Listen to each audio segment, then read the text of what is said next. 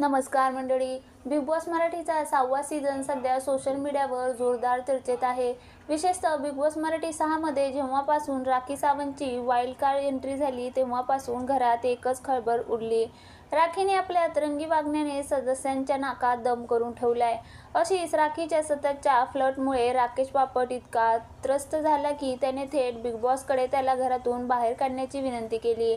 Big बॉसच्या घरात राखी आणि राकेशमधील मजेशीर जुगलबंदी पाहायला मिळत आहे. राकेश राखीला विचारतो, उकडलेले गाजर फेकून देऊ का? त्यावर राखी आपल्या स्टाईलमध्ये उत्तर देते, तू माझं गाजर आहेस, मला ते दुसरं गाजर नकोस. राखीचे हे बोलणं ऐकून राकेश हताश होतो. अरे यार म्हणताना दिसतो. इतक्यावर न थांबता राखीने कहरच केला. जेव्हा तिला तिचं नाव विचारलं गेलं तेव्हा तिने चक्क राखी सावंत बापट असं नाव सांगितलं. स्वतःच्या आडनावापुढे राखीचं नाव जोडलेलं ऐकताच राकेशचा धीर सुटला आणि तो म्हणाला, अरे यार प्लीज यार बस कर आता. राखी एवढ्यावर थांबली नाही. तिने राकेशला डिवचत म्हणले, तुला अजून माझं कर्ज फेडायचं आहे.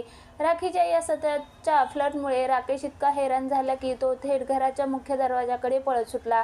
दरवाजाजवळ जाऊन त्याने बिग बॉसकडे हात जोडले आणि विनवणी केली, बिग बॉस प्लीज मला इथून बाहेर काढा.